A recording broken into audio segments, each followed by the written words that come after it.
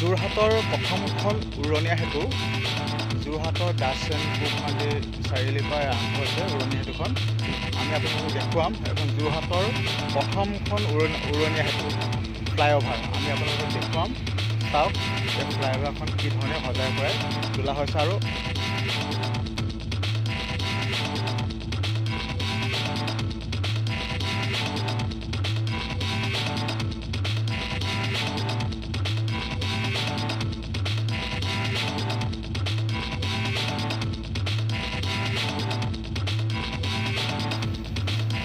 হাওৰা দলং চাবলৈ এতিয়া কলিকতালৈ যাব নালাগে, আপোনালোকে যোৰহাটলৈ আহিলে হ'ল।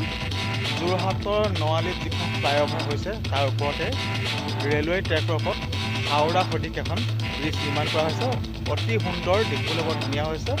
আহক ইয়াতে হাওৰাৰ ব্ৰিজৰ উপভোগ কৰিবলৈ পাব যোৰহাটতে।